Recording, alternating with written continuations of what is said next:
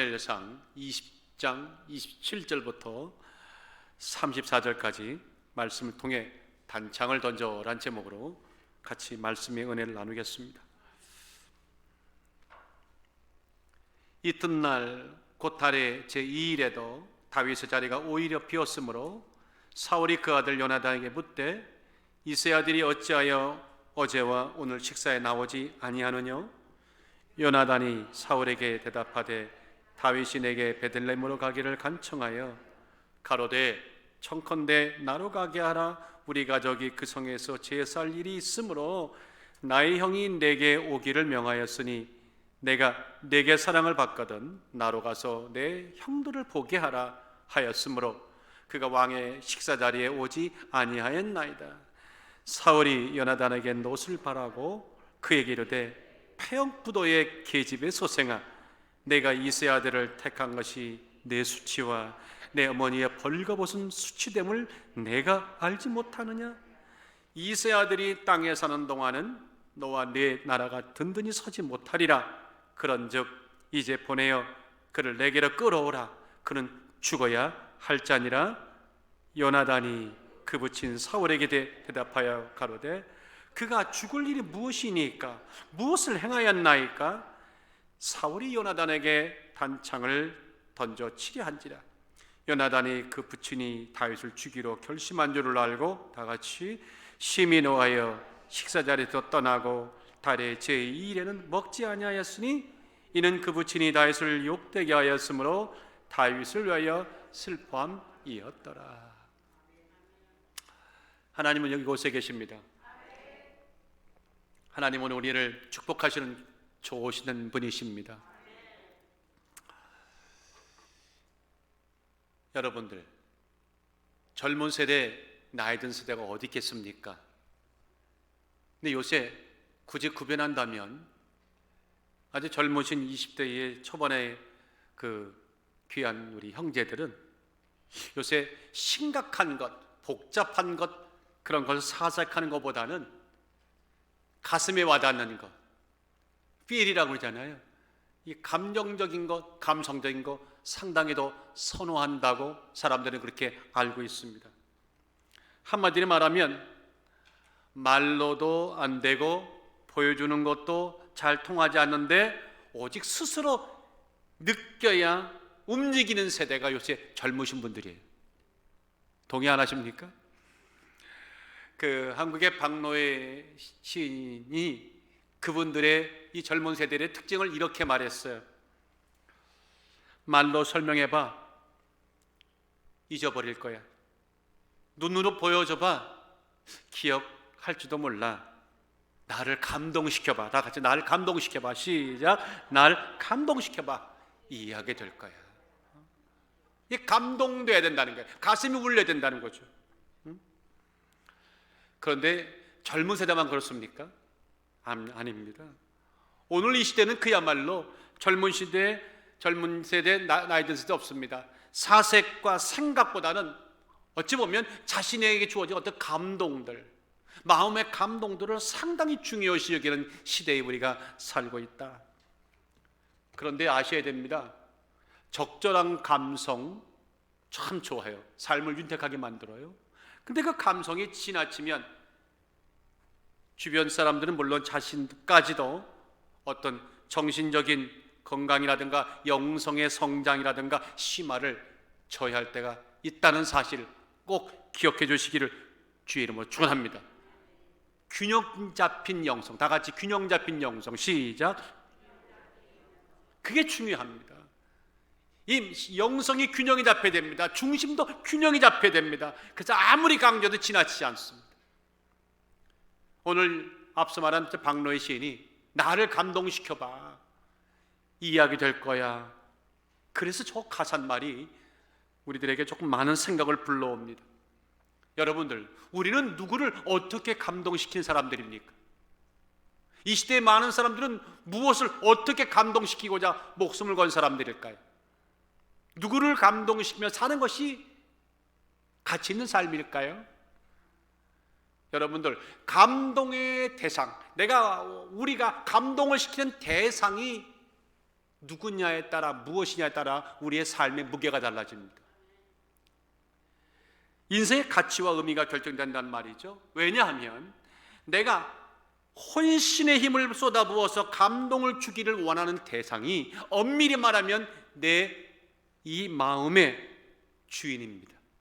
그 순간은 우리는요, 그 감동시키는 대상의 백성이 되는 그런 의미가 있기 때문에 이 감동을 누구를 시키냐에 따라 인생이 달라진다는 겁니다. 멀리 보지 맙시다. 그리스도인 된 나는, 그리스도인 된 우리는 누구를 제일 감동시키기 원하십니까? 답은 늘 100점 만점에 100점. 하나님을 감동시키길 원하는 사람들이죠. 나의 입술의 모든 말과 나의 묵상이 주께 연락되기를 원한다. 여러분 가수 별칭 있잖아요. 복음성가 시편 10편이죠. 다 같이 시작. 나의 반석이시여 나의 구속자이신 여호와여 내 입의 말과 마음의 묵상이 주의 앞에 연락되기를 원하나이다. 우리의 모든 일들이 하나님의 감동을 드리기를 원하고 그 감동으로 인해서 오는 그 기쁨을 우리가 누리기 원합니다. 저 고등학교 때 좋아했던 천상병이라고 하는 시인의 귀천이라는 시 참 좋아했습니다. 그 마지막 소절이 이렇게 나오잖아요. 나 하늘로 돌아가리라 아름다운 이 세상 소풍 끝나는 날 가서 아름다웠다고 말하리라. 난 이 소절이 너무너무 좋았어요. 이 천상병 시만 그런 것이 아니에요. 언젠가 우리가 이 인생의 소풍 끝나고 하나님 앞에 돌아가는 날, 그날 정말 우리의 인생은 의미 있었습니다. 하나님 나의 인생은 참으로 감사했습니다. 참으로 후회할 것이 없다고 말하기 원하신다면 아멘. 그걸 원하신다면, 그 날을 원하신다면, 그 순간의 영광스러운 순간을 원하신다면 진정으로 하나님을 어떻게 감동시켜야 될까, 어떻게 감동하며 살아가는 인생이 될까 고민이 해야 될 줄 믿습니다. 오늘 그래서 본문이 참 중요하고 하나님을 어떻게 감동을 시킬까에 대한 영적인 해답이 오늘 본문에 있습니다. 특별히 사울 왕과 그 아들 장남 요나단을 주목하시기를 원합니다. 그 속에 오늘 이 문제의 해결 답안이 있습니다. 여러분들 흔히 심리학자들이 사람들이 분노가 생기는 이유가 세 가지랍니다. 좌절감, 모욕감, 소외감이랍니다. 이 세 가지가 사람들을 분노를 자아낸답니다. 그런데 오늘 본문의 내용에 들어가서 한번 읽어보시면 사울 같은 경우는요, 일생을 통해서 저 세 가지가 전부 다 나타났습니다. 좌절감, 모욕감, 소외감이 그의 일생에 복합적으로 작용해서 참 그는 모든 걸 가졌지만 없는 자처럼 불행하게 살아갔어요. 여러분들 이스라엘 역사 가운데 초대 왕이 누굽니까? 사울이죠. 자, 사울이 최초로 왕위에 오르고 나니까 그의 마음속에는요 욕심이 생겼어요. 내 이 모든 존귀와 영광을 홀로 나 혼자 독차지하리라. 그렇게 됐나요? 그러지 않았습니다. 갑작스럽게 뜻밖의 어떤 인물이 하나 등장했죠. 다윗이죠. 그 다윗의 뜻밖의 출현이 그에게 그 모든 꿈들을 무너뜨렸습니다. 그런데 본인 스스로가 말입니다. 그러므로 인해서 백성들이 또 나를 무시한다고 스스로 그렇게 생각하고 말았어요. 그날부터 그는 그의 마음은 온통 지옥이 됐죠. 무엇을 누군가가 그럴때 일을 하는 공신이 나타났다 하더라도 모두가 정적으로 느끼게 됐는데 그 중에 다윗에 관한 한 철저하게 미움과 시기와 질투가 쏟아져 그와 그의 나라를 위해서 공을 세워도 다윗은 그에게 죽일 영순위가 되었습니다. 저는 성경을 읽다 보면 이 사울과 같은 사람들은요 이렇게 말하고 싶어요. 언제 어디서 터질지 모르는 시한폭탄 같은 사람이다. 여러분들이 이 세상 살아가시면서 적어도 시한폭탄은 안 되시는 거 저는 확신합니다. 아멘이 적네요. 여러분 사무엘상 18장에 가보세요. 자기를 위해서, 자신을 위해서 수금을 타는 다윗에게 얼마나 미웠으면 자신을 수금을 타는 다윗에게 2번이나 창을 던지잖아요. 18장 27절로 29절에 보면 이번엔 또 아주 교묘하게 다윗을 죽이려고, 다윗아 네가 용사임으로 블레셋 사람 적군 100명을 죽여서 그 중요한 생식기 표피를 가져오면 내가 너를 딸을 주겠다. 이렇게 교묘하게 유혹해서 전쟁터에 나가서 자연스럽게 그 속에 죽도록 만드는, 함정을 파는 아주 야비한 사울의 모습이 나와요. 그런데 신기하게도요, 드라마 같아요. 사울이 다윗을 핍박하면 핍박할수록 도리어 다윗의 인기는 급상승하고 사람들은 계속해서 그를 열광하고 사울은 계속 궁지에 몰리게 됐다는 거. 참 신기하겠지만 신기한 게 아닙니다. 이게 주의 법칙이 그래요. 이유가 뭔지 아시죠? 다윗이 똑똑했어요? 용사라서요? 아니요. 가장 확실한 이유는 다 같이 하나님이 함께 하셨다. 18장 14절에 보니까 그 모든 일을 지혜롭게 행하니라 여호와께서 그와 함께 계시니라. 하나님이 여러분과 나와 함께 계시면 다 되는 겁니다. 옆에 분들에게 한번 진심으로 하나님이 당신과 이 시간 함께 계십니다. 시작. 하나님이 당신과 이 시간 함께 계십니다. 사울이 다윗으로 매일매일 마음이 막 무너져갈 때 정말 이해 못했던, 납득할 수 없는 황당한 일이 하나 일어나게 됐죠. 뭐냐면 자기 아들 중에 장남인 요나단이 다윗을 그토록 사랑하고 다윗에게 전심을 다한 후원자가 되어주고 지지해주고 사랑하는 그 황당한 일, 자기가 볼 때 황당한 일이죠. 여러분 솔직히 말합시다. 다윗이 누군가의 시기의 대상이 된다면 사울왕이 맞습니까? 요나단이 맞습니까? 사실은 요나단이 맞는 거예요. 왜냐하면 이제 다윗은 어찌 보면 차기 왕권을 노리는 정적이잖아요. 가만히 있어도 아버지 대를 이어서 요나단이 왕이 올 것 뻔한 사실인데, 그럴 경우에 누구에게? 요나단에게 왕자를 노리는 정적은 다름 아닌 다윗이잖아요. 그러니까 요나단이 다윗을 시기했다면 이해가 되는데 사울왕이 아직도 어린 다윗을 시기했다는 말은 도대체 납득이 되질 않아요. 여하튼간에 다윗은 요나단의 열렬한 후원과 지지를 받고 사울의 온갖 계략과 음모와 공격을 막아주는 튼튼한 방패막이와 변호자가 된 요나단의 지지 속에서 그는 살아갈 수 있었어요. 자, 오늘 본문이 그런 연장선상에서 일어난 일입니다. 자, 다윗이 보니까 도대체 사울왕이 나를 왜 이렇게 죽이려고 하는 건지, 외면지를 도대체 이해할 수가 없는 거예요. 근데 정말 그가 나를 죽이려고 하는 일이 그 본 마음을 알고 싶어서 어느 날 요나단에게 한 가지 자기가 낸 계략이라며 제안을 합니다. 그리고 나를 도와달라고 이렇게 말하죠. 요나단은 앞장서서 다윗이 제안을 받아들이고 그 일을 이제 행동으로 옮겼습니다. 자, 그 옮기는 과정 속에서 다윗이 나오고 사울왕이 나오고 요나단이 나오는 이 세 사람 관계 속에서 이루어지는 아주 미묘한 긴장 관계들, 그리고 그 속에서 일어나는 어떤 사건 하나가 굉장히 우리에게 대조적으로 돋보이고, 누구를 어떻게 감동시키며 살 것인가, 누구를 어떻게 감동시키며 사는 것이 우리에게 가장 가치 있는 일인가에 대한 해답을 자연스럽게 우리에게 줍니다. 오늘 여러분들 어떤 감동을 만들어서 하나님께 드릴 때 하나님은 참으로 기뻐할까? 오늘 본문에서 그 해답 찾는 이 아침 되기를 주의 이름으로 축원합니다.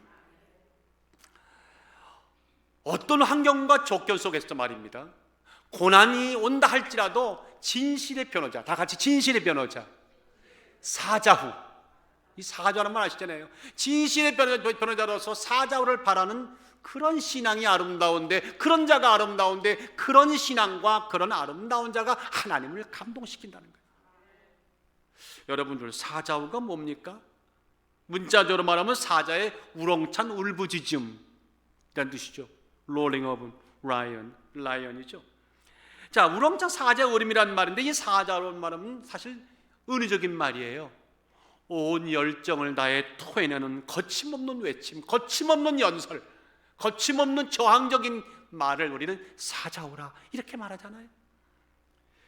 자, 잘못된 행위가 보이고 그릇된 관행이 보이고 그릇된 처사가 보일 때 그것에 맞서서 진실의 편에서 여러분들 서서 그걸로 인해서 어떤 불이익이 당할 것 뻔히 알면서도 불구하고 아니오라고 말할 수 있는 이 용기, 이런 외침 쉽습니까? 쉽지 않습니까?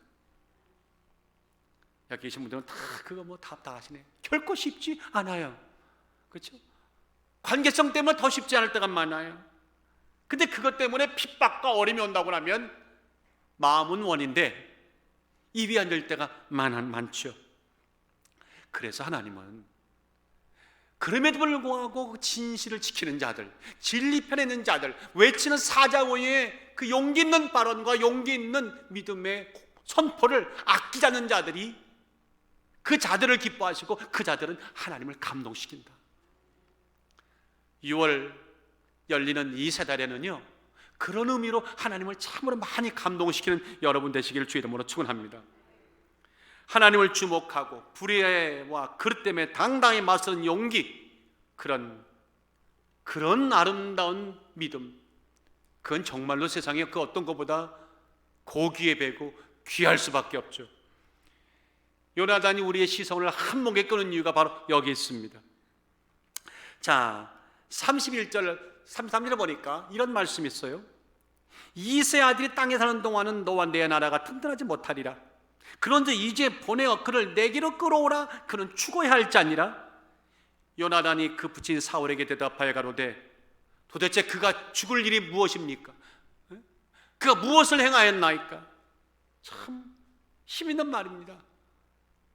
요나단이 아버지에게 하는 말입니다. 다윗을 변호해서 그가 무슨 일을 했습니까? 도대체 무엇을 했길래 죽어야 됩니까? 라고 외치는 거죠. 그랬더니 화가 난 사울이 요나단에게 단창을 집어던지는 그런 대목입니다.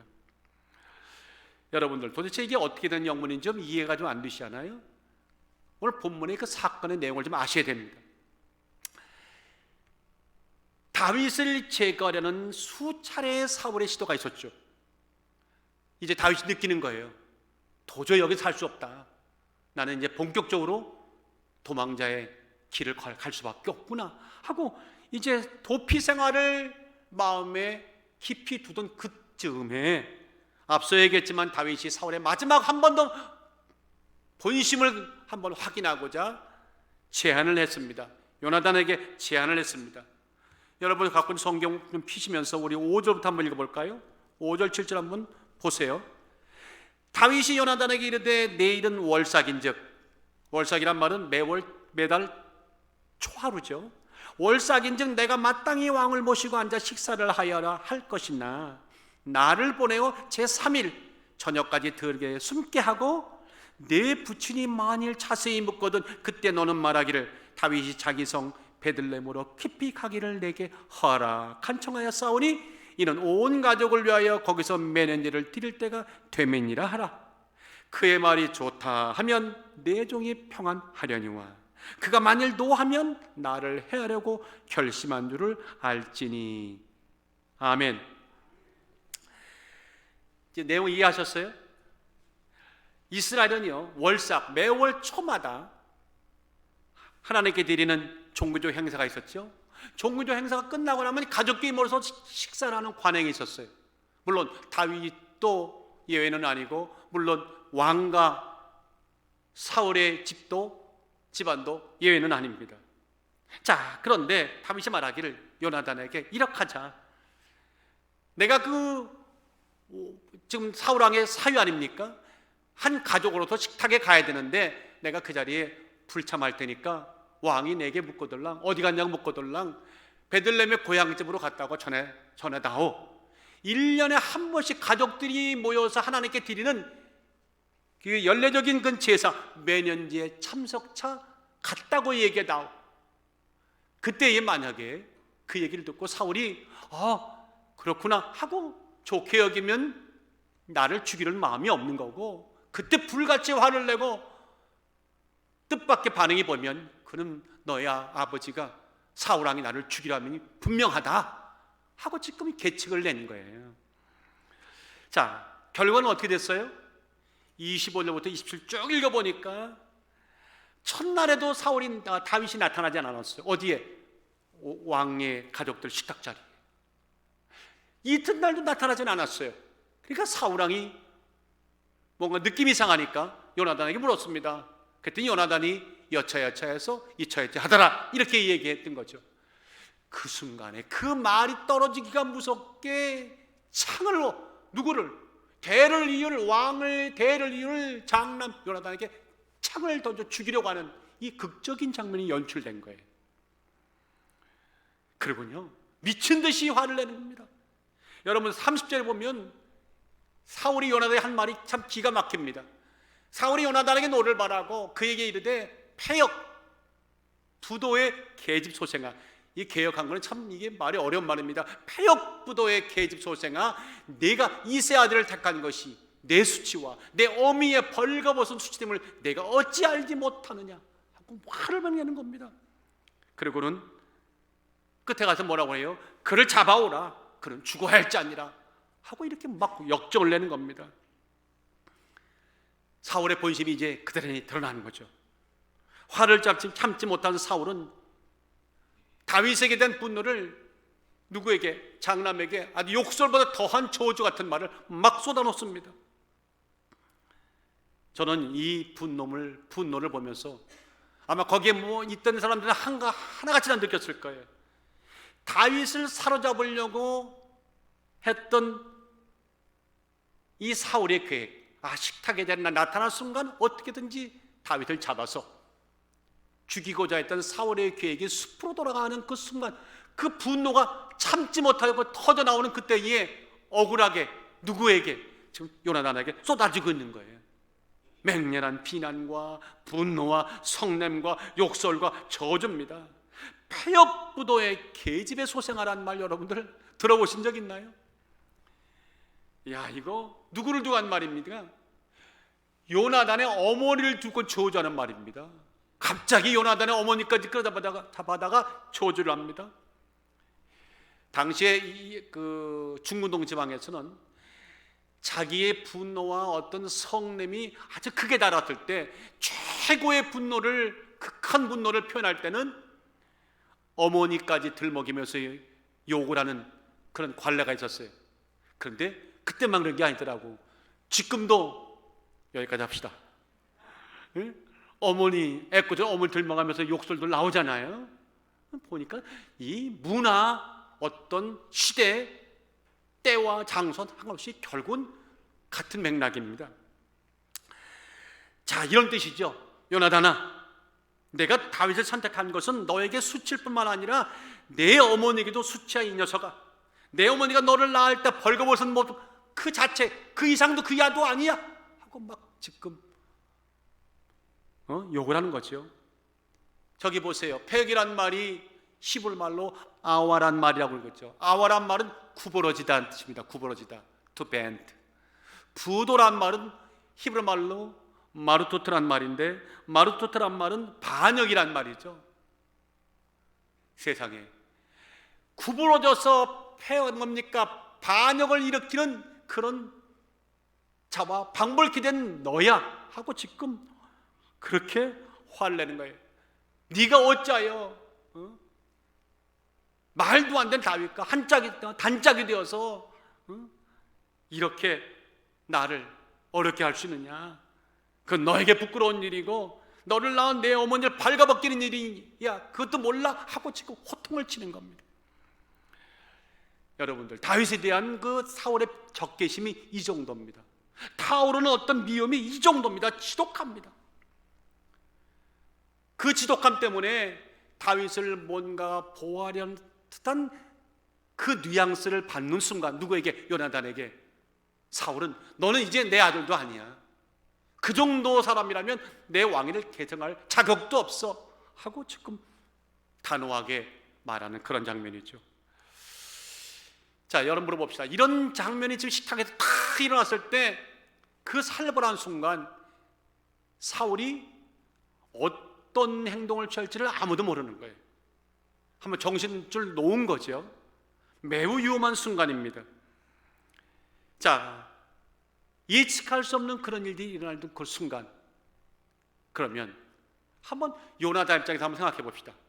과연 요나단이 이틀째 연속으로 식탁에 식사 자리에 나타나지 않는 다윗의 이유를 까닭을 자기에게 물었을 때 자기가 이렇게 대답을 해서 내가 다윗을 집으로 가라고 허락했습니다 말 떨어진 순간 끓어오르는 그런 분노와 끓어오르는 증오와 끓어오르는 맹렬한 다윗을 제거하는 의지가, 그 폭발력 있는 의지가, 그런 격분이 자기에게도 쏟아질 것을 사무엘이 아멘합니다. 요나단이 몰랐을까요? 예상 못했을까요? 아닙니다. 100% 예상했습니다. 누구보다 사울을 제일 잘 아는 사람이 누굽니까? 사실 요나단입니다. 요나단은 사울의 장남이고 대를 이어서 왕이 될 자고, 그래서 사울 곁에 가장 가까이 있는 자고, 다윗보다도 어찌 보면 사울 왕의 마음을 제대로 읽는 자가 요나단입니다. 그러니까 충분히 짐작된 일입니다. 왕이 미치도록 날뛸 것은 불보듯 뻔하고 그 화살이, 그 화가 내게도 미칠 것을 요나단은 충분히 알고 있었어요. 그런데 문제는 왜 그렇게 했냐는 것입니다. 그럼에도 불구하고 왜 다윗을 도와서 아버지 부왕을 격노시켰냐는 겁니다. 32절에 아까 읽으셨죠? 그가 무슨 죽을 일을 범했습니까? 아버지, 도대체 왜 다윗을 죽이려고 하십니까? 그 자리에서 여러분, 그 말을 할 때 그 사울의 마음은 얼마큼 더 활활 타오르겠어요. 끓는 물에다가 기름 부는 격이죠. 오늘 이 사건들을 보면 여기 하나 중요한 걸 우리가 깨닫게 돼요. 성경 전체를 보세요. 믿음으로 살았다는 사람들, 그래서 하나님의 마음을 감동시켰다고 하는 사람들은 하나같이 이런 공통적인 특징이 있습니다. 잘못된 관행과 그릇된 일이 눈앞에 펼쳐질 때 그로 인해서 자기에게 어떤 화가 있을지라도 너 아니죠 라고 말할 수 있는 사자오의 외침을 결단코 감추지 않더라는 겁니다. 믿으시면 아멘. 사드락과 메삭과 아벳느고가 그렇지 않습니까? 평상시보다 7배가 펄펄 끓는 용광로 끓어오른 그 불덩이에다가 갖다 놓고 느부갓네살 왕에게 절하지 않는 그들을 집어넣겠다고 으름장을 놓는 그 대목에 왔을 때 여러분들 당장 죽어가야 되는 그 무서운 광경 속에서 누가 왕에게 절하지 않겠습니까? 근데 그들은 뭐라고 그랬나요? 사드락과 메삭과 아벳느고가 왕에게 대답할 가로되 느부갓네살이여, 우리가 이에 대하여 왕에게 대답할 필요가 없나이다. 만일 그럴 것이면 왕이여, 우리가 섬기는 우리 하나님이 극렬히 타는 뿔무 가운데서 능히 건져내시겠고, 아멘. 왕의 손에서도 건져내리다. 그 다음이 앞권이죠. 그리 아니하실지라도 왕이여, 우리가 왕의 신들을 섬기지 아니하고 왕의 세워진 금신상에게 절하지 아니할 줄을 다 같이 아소서. 시작. 아소서. 이건 정말 대단한 겁니다. 그들만 그랬나요? 세례 요한은 어떻고요? 자, 세례 요한이 보니까 어느 날 헤롯 대왕의 아들 헤롯 안티파스가 자기 아내를 버리고 동생 헤롯 빌립의 아내 헤로디아를 슬쩍 빼앗아 가지고 자기 아내로 만드는 이 말도 안 되는, 있을 수 없는 악행을 저지르는 것을 보면서 모든 사람들이 그의 위시에 눌려가지고 말 한마디 못할 때 누가? 세례 요한이 신랄하게 그를 꾸짖었잖아요. 그 세례 요한의 이야기가 마태복음 14장에 나옵니다. 전에 헤롯이 그 동생 빌립의 아내 헤로디아의 일로 요한을 잡아 결박하여 옥에 가두었어요. 그런데도 이는 왜 요한이 헤롯에게 말하기를 당신이 그 여자를 취한 것이 옳지 않다 하였습니다. 여기는 지금 성경은 어떤 팩트만 얘기하는 거지만 그 광경 사실 들어가 보면 얼마나 신랄하게 헤롯 왕에 대해서 그 잘못을 격하게 지적하고 야단쳤을지 그 사자후가 눈에 보이지 않습니까? 오늘 세례 요한뿐만 아니죠. 사드락과 메삭뿐만 아니죠. 요나단도 마찬가지죠. 근데 그런 행동들은요, 때를 따라 죽음을 부를 수도 있어요. 화를 부르는 아주 무서운 행동이죠. 위험한 행동이죠. 미안합니다. 위험한 행동이죠. 33절에 보세요. 여지 없습니다. 사울이 요나단에게 단창을 던져 치려한지라 그랬어요. 이유는 하나였어요. 그저 다윗을 보호하려는 요나단의 순수한 열정과 사랑 때문에 그런 거죠. 그래서 터무니없는 화를 스스로 막고 있는 겁니다. 하나님의 뜻이 머무르는 자를 위해서 사심없이 도왔던 믿음의 행동을 가진 자들에게 쏟아지는 이 말도 안 되는 핍박. 그러나 요나단은 멈추지 않았습니다. 요나단의 다윗의 변호와 사울의 그릇된 행동에 대한 항변이, 여러분들, 이 본문이 처음이 아니죠. 이게 하루아침에 이루어진 것이 아니고 한 번이 된 사건이 아니에요. 성경 보면요, 곳곳에 여러 곳에서 사울과 막 부대끼는 그런 요나단의 모습을 봅니다. 19장 1절 2절에 보니까 말합니다. 사울이 그 아들 요나단과 그 모든 신하에게 다윗을 죽이라 말하였더니 사울의 아들 요나단이 다윗을 심히 기뻐함으로, 보통 사람들은 여기서는 아버지를 기뻐해야 되는데 다윗을 심히 기뻐함으로 그가 다윗에게 고하여 가로되 내 부친 사울이 내 아버지 사울이 너를 죽이기를 꾀한다고, 그 비밀 같은 이야기를 알려주고 그를 피신시키는 장면들 나와요. 19장 4절에 보니까 요나단이 그 아비 사울에게 다윗을 포장하여 가로되, 이제는 아직 아버지 앞에 나가가지고 변론을 합니다.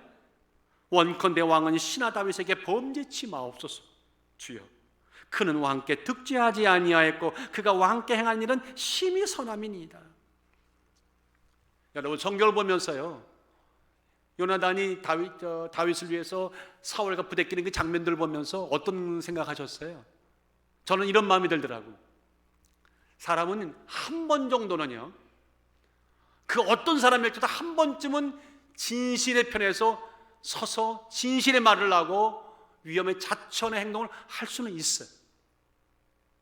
두 번이라 말씀해 드릴까요? 3번까지 해도 그건 대단한 거죠.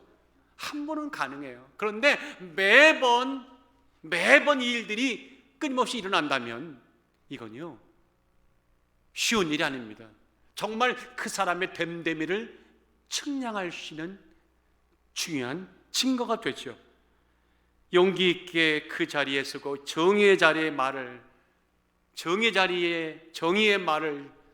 지키고 외친다고 하는 것은 결코 쉬운 일이 아닙니다.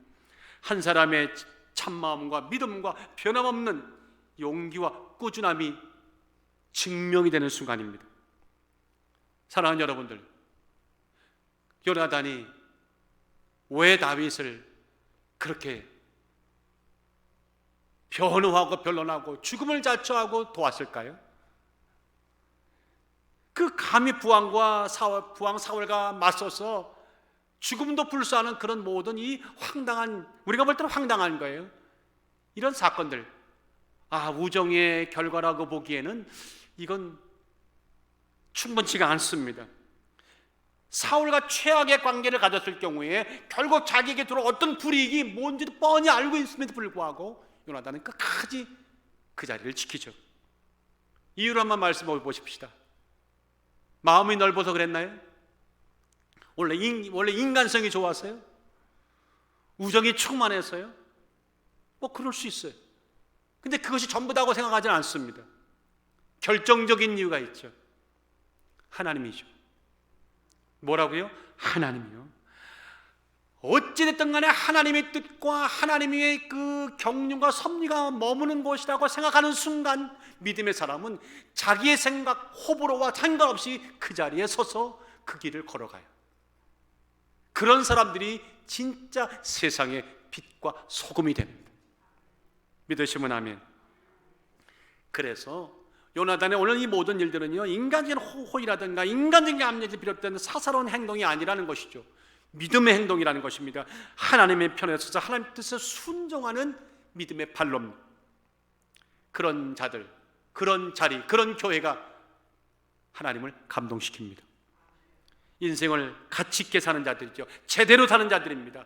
후회 없이 사는 자들입니다. 13절에 보세요. 요나단의 이 말은 너무너무나 우리들에게 큰 도전을 줍니다. 우리 한번 다 같이 한번 10절 읽어봅시다. 시작. 그러나 만일 내 부친이 너를 해하려 하거늘 내가 이를 네게 알게 하려 하여 너를 보내어 평안히 가게 하지 아니하면 여호와께서 나 여호와에게 벌을 내리시고 또 내리시길 원하노라. 여러분들, 다윗을 돕는데 한치의 거짓됨과 한치의 망설임이 있으면 하나님께서 내게 벌을 내리신다는 이 말을 스스로가 하고 있는 거예요. 대단하지 않습니까? 42절에 가보면은 이렇게 또 축복합니다. 요나단이 다윗에게 이르되 평안히 가라. 우리 두 사람이 여호와 이름으로 맹세하여 이르기를 여호와께서 영원히 나와 너 사이에 계시고 내 자손과 내 자손 사이에 계시리라 하였나이다. 요나단은요, 철저하게 모든 것이 다윗에게 대한 인간적인 호의가 아닙니다. 물론 그것도 있지만 가장 중요한 것은 하나님이에요. 하나님 뜻이 어디 머무느냐, 하나님 뜻이 누구에게 머무느냐, 하나님 뜻이 어떤 일에 머무느냐에 따라 가지고는 모든 걸 다 접고 거기에 올 일을 했다는 것입니다. 오늘 이 아침에 여러분들 여기 계신 분들 모두가 그런 분 되시기를, 그래서 하나님의 감동을 불러오는 진짜 멋진 분들 되시기를 주의 이름으로 축원합니다. 이 말씀을 전하면서도 참 뜨끔한 것들이 많아요. 우리는 혈연, 쥐연, 학연, 뭐 등등등등 수많은 일로 인해서 하나님 뜻이 분명히 이거라고 느끼면서도 그럼에도 불구하고 나도 모르게 슬쩍 자리를 옮길 때가 많았고 공명정대하지 못할 때가 참으로 많았습니다. 한편 내 편리함과 내 이익이라면 하나님이 자꾸만 나에게 주신 어떤 뜻인 것을 알고도 스리슬쩍 눈 감고 지나갔던 날도 있었습니까? 없었습니까? 솔직히 양심껏 얘기해 봅시다. 있었습니다. 그래서 그것이 얼마나 후회가 됐는지 두고두고 기도할 때마다 자꾸만 나의 양심을 찔러서 하나님 앞에 눈물로 회개한 날들도 참으로 많습니다. 사랑하는 여러분들, 믿음의 연기가 무엇인지, 진실을 위한 사자후가 어떤 것인지를 오늘 본문에서 확인하시고 여러분들 끝까지 우리의 삶의 현장에 또 이와 같은 일들이 나타나는 은혜가 있기를 주의 이름으로 축원합니다. 사울과 요나단의 이 부대끼문이요, 이건 당연한 겁니다. 그래서 하나님의 눈으로 세상을 바라보는 자와 인간의 욕심으로의 눈으로 바라보는 자들이 어찌할 수 없는 필연적인 충돌 사건입니다. 이런 유사한 사건들이 일어나야 내 신앙은 좀 살아있다는 증거입니다.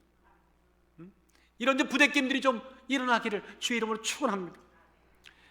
저는 여러분이 어떻게 들을지 모르겠지만 이렇게 한번 표현하고 싶어요. 한번 따라 하십시다. 사울도 진실하고 요나단도 진실하다. 아니 목사님, 이게 말입니까 뭡니까? 끝까지 들으셔야 돼. 사울도 진실하고 요나단도 진실해요. 그런데 문제는요, 진실의 대상이 달라. 천양지차요, 하늘과 땅 사이입니다. 사울이 자기 욕심에 진실하다면 다윗은 누구에게 진실한 거예요? 하나님의 뜻과 섭리와 경륜 앞에 진실한 거예요. 우리는 욕심에 진실한 자가 아니라 하나님 뜻에 진실한 자가 되기를 주의 이름으로 축원합니다. 한번 옆에 분들 한번 슬쩍 물어보십시다. 당신은 누구에게 진실합니까? 시작. 답변은 마음속으로 각자 하는 겁니다. 하나님을 감동시키는 자들, 어떤 자들일까요? 이런 자들입니다. 메마른 땅을 적시는 단비처럼 사람의 영혼을 적시는 분들이 있습니다. 그런 분들이 주변의 사람의 영혼을 살찌게 만들고 궁극적으로 하나님을 감동시키시죠. 요새 여러분들 비가 안 와가지고 여러분들 야드마다 지금 식물들이 아우성 소리 들으세요? 제가 요새 잠을 못 잘 정도로 잔디가 막 외칩니다. 물을 다오, 물을 다오. 그래서 간혹 가다가 10분씩 이렇게 주는데 어저께 오후에 저희 적은 비가 좀 촉촉이 내리는데 야, 단비가 따로 없더라고. 내 귀에 들리는 거예요. 그 단비를 쪽쪽 빨아먹으면서 풀들이 자, 시원하다. 제가 오늘 설교 준비하면서 저렇게 비 내리는 광경을 집어넣었는데 정말로 인생에도 그런 자들이 있다는 거잖아요. 보세요. 사람이 무엇을 기준으로 삼고 살아가느냐에 따라서 인생은 두 가지로 나눠요. 100%입니다. 두 가지입니다. 자, 무엇이 기준이냐? 첫 번째가 나의 유익과 잘됨이 목적인 기준인 사람은 나중심적인 사람이고, 그거 정반대로 하나님 뜻과 성취가 목적과 기준이 되면 하나님 중심적인 삶이 되겠죠. 자, 그런데 이 두 가지 다른 삶이 어떻게 다르냐면, 전자가 동물적 감각을 쫓아가는 그런 삶이라면 후자는 성령의 인도함을 쫓는 삶이죠. 전자가 자기 욕심을 채우는 삶이라면 두 번째는 하나님과 이웃의 기쁨을 채워서 마치 단비처럼 그들을 메마른 그의 마음을 적시는 사람들이죠. 전자가 그의 현장이 자기도 모르는 사이에 지옥으로 변해가는 것을 아는 자들이 얼마나 될까요? 그런데 후자는요, 나도 모르게 그런 교회, 그런 가족, 그런 직장은요, 천국이 따로 없어요. 은혜가 충만해요. 그런가 하면 이웃에게 대한 관계성이 달라져요. 자, 자기중심적으로 살아가는 사람은요, 이웃과의 관계가 양육강식이 돼요. 여러분들, 양육강식이 뭡니까? 약한 자는 먹히고 강한 자는 먹는 거 아니에요? 무슨 말인가 하면, 내 중심적으로 살아가는 사람은 내 힘의 여부가 강해지고 약해짐에 따라 가지고는 이익과의 관계가, 내가 힘이 강해지면 포획자가 되고 내가 힘이 약해지면 먹히는 자가 되는, 이런, 그래서 이익과의 관계가 참으로 원수가 돼가는 이런 참으로 지옥의 현장이 이루어지지만, 하나님을 중심으로 살아가고 하나님 뜻에 순종을 살아가는 사람들은 이익관계가요 서로 상생하는 관계입니다. 윈윈 관계입니다. 보살펴주고, 아멘 안 해도 괜찮아요. 보살펴주고 함께해주고 격려해주고 때를 따라 바른 사자를 통해서 그를 일깨워주는, 그래서 결국 같이 사는 거예요. 우리 교회가 전자로 살기 원합니까? 후자로 살기 원합니까? 당연히 후자입니다. 하나님의 중심으로 살기를 원합니다. 믿으시면 아멘. 오늘 이 전자가 사울과 요나단을 두고 볼 때, 그러면 전자는 누구고 후자는 누굴까요? 전자의 삶은 누구의 삶입니까? 사울의 인생입니다. 후자는 요나단의 인생입니다. 자, 비록 아버지와 아들이지만 영적으로 보니까요, 자기중심적인 사람, 욕심을 따라하는 사람과 하나님 중심적인 사람, 담비 같은 인생이 서로 지금 큰 마찰음을 내면서, 굉음을 내면서 정면 충돌한 겁니다. 참으로 이런 날들, 삭막하고 비열한 자기밖에 모르는 이기적인 사울의 칼날에 그것이 아니오라고 말하고 도리어 하나님 뜻이 머무는 자에게 자기의 삶을 내어주고 자기가 할 수 있는 보호막을, 날개를 펼쳐줌으로 담비같이 그에게 쉴 수 있는 공간을 마련해주는 바로 그것이 사마리아의 선한 사마리아인이고, 바로 그것이 영적인 우리의 피난처 되시는 하나님을 닮아가는 삶 아닙니까? 참으로 우리 교회가 여러분과 제가 그런 담비 같은 자가 되기를 주의 이름으로 축원합니다. 여러분, 담비라는 말, 이 담비라는 말은요, 히브리 말로 레비빔이란 말입니다. 이 레비빔이라는 단어인데, 원래는 이 담비란 말이 풍성한 소낙비란 뜻이죠. Abundant shower, 풍성한 소낙비. 그 찔끔찔끔 오는 것이 아닙니다. 한 번에 쫙 와서 그냥 풍성하게 아주 알맞게 대지를 적셔서 촉촉한 물기가 흐르는, 다 같이 고마운 비, 시작. 비도 적당히 와야 돼요. 참 아이러니해요. 작년엔 비가 하도 많이 와갖고 주여 하늘물 나다달라고 했는데 요새 그냥 기도가 바뀌어서 아버지 제발 비 좀 주옵소서. 그랬더니 내 마음속에 이런 마음이 들더라고요. 참 간사하다. 주면은 준다고 말하고 안 주면 안 준다고 말하고. 그래서 제가 뭐라고 했냐합니까? 주시려면 적당히 주셔야지요. 단비는 고마운 비요, 적당히 오는 비예요. 축복의 빗줄기죠. 거북등처럼 갈라진 강바닥, 논바닥. 여러분들, 저는 농부는 아니었지만 내 밭과 농토가 밭이 그냥 거북등처럼 쫙쫙 갈라질 때 그 농부들의 마음은 어떻겠어요? 사는 것이 죽는 것보다 더 힘든 날들이죠. 자, 그런데 비가 내리는 거예요. 야, 비다 단비다. 해갈이 되면서 치유가 되는 그런 단비. 그때 농부들의 환한 웃음이 그려지지 않아요? 인생도 마찬가지예요. 우리가 하나님의 단비 같은 인생이 되고 나면, 기쁨을 가져오는 은혜가 되고 나면, 축복의 빗줄기가 되고 나면 모두가 환영하는 웰컴 레인, 진짜 환영하는 비가 되는지 믿습니다. 단비 중에 진짜 단비는 하나님이시죠.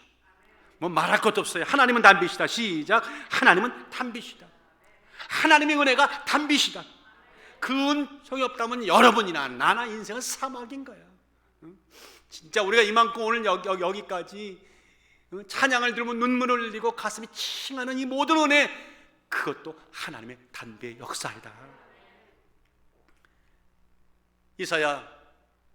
시편 65편 10절에 보니까 주께서 밭고랑의 물을 넉넉히 대사 그 이랑을 평평하게 하시며 그 단비로 부드럽게 하시고 그 싹에 복을 주시나이다. 하나님이 하시는 일이에요. 뿐만 아니라 저는 벤풀에 내리는 비같이 땅을 적시는 소나기같이 이 말이니 저희 날에 누가 의인이 흥왕하여 평강의 풍성함이 달에 닿을 때까지 이르리로다. 자, 시편 65편 10절 앞에 구절은 하나님이 단비라는 말이고, 시편 70편 6절 7절은 누가 또 단비라는 거예요? 그런 하나님을 닮은 성품으로 살아가는 우리들이 단비라는 거예요. 그러면 이제 우리는 단비입니까? 저주의 비입니까? 우리는 단비잖아요. 그럼 이렇게 물어야죠. 서로 맞아 보시고, 박단비, 이단비, 최단비 반갑습니다. 시작. 박단비, 이단비 반갑습니다. 참, 당신을 볼 때마다 내 마음에 메마른 감정이 참으로 아주 시원해집니다. 근데 오늘 보는 순간에 그냥 얼굴이 싹 돌아간다면 서로 불행한 거잖아요. 오늘 본문에 보니까 요나단이 그런 단비 같은 존재입니다. 단비가 쏟아지는 인생의 삶의 현장에는요, 어려워도 그래 다시 한번 해볼게, 내가 하고 말 거야, 역경을 딛고 일어나는 그런 진짜 힘 있는 이야기가 두런두런 들려옵니다. 믿음이 다른 게 아닙니다.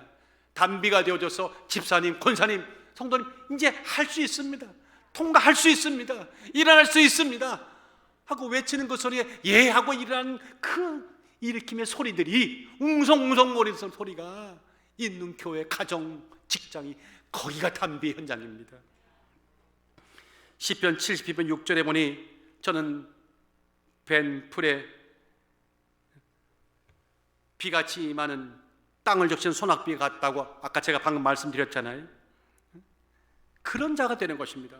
미가복음 5장 7절에 말하기를 야곱의 남은 자는 백성 중에 있으리니 그들이 여호와께 내리는 이슬 같고 풀이에 내리는 단비다. 정확히 말씀을 합니다. 자, 여러분들 단비하니까 제가 실제 하나 사건을 좀 말씀을 드릴게요. 2010년에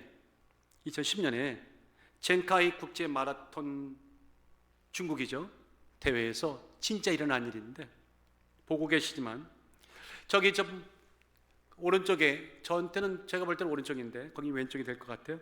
그 케냐의 여성 마라톤 선수 제클린 키폴리모라고 하는 저 선수가 그날 그 대회에 아주 강력한 우승 후보였답니다. 근데 한참 1등을 달리고 있었는데 중간에 양팔을 잃은 저 중국 선수고, 저 한 선수가 탈수 증세가 온 것을 보고 지나쳤던 거예요. 근데 도대체 그것이 마음에 걸렸던 거예요. 여러분, 이거 국제 대회입니다. 그런데 그 친구가 생각이 나가지고 자기 속도를 줄여서 1등 자리를 포기하고 뒤로 물러가는 하면서 그 친구가 올 때까지 기다렸다가 물을 건넨 거예요. 물을 건네고 떠나는 게 아니라 물을 건네고 그가 어느 정도 페이스를 잡을 때까지 같이 뛰어주다가, 그리고 자기는 이제 됐다 싶으니까 속도를 냈어요. 여러분들, 그 광경을 좀 찍은 거예요. 그럼 물어봅시다. 저분이 지금 저 케냐 여성 선수 자켈린 키플리모가 1등으로 들어갈 수 있었겠습니까? 절대 못 들어오죠. 그날 그나마도 죽어라고 속도를 밟아서 냈는데 감사하게도 2등으로 들어왔어요. 그것도 대단한 일이에요. 그런데 보세요. 그 2등이 되면서 상금과 1등과 2등의 상금 차이도 2만 불 차이가 났대요. 그런데 모르겠습니다. 미국에서 2만 불이라는 돈도 큰 돈이지만 아프리카 케냐에서 2만 불이라고 생각해 봐요.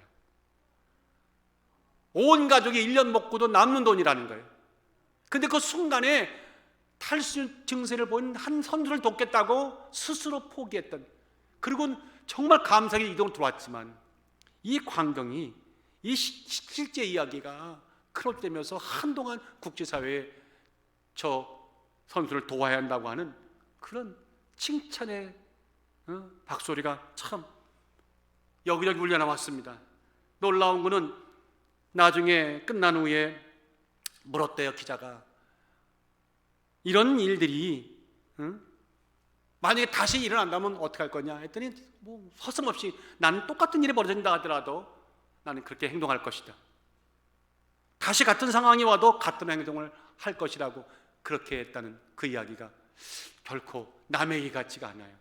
우리에게 던져주는 의미가 굉장히 강했어요.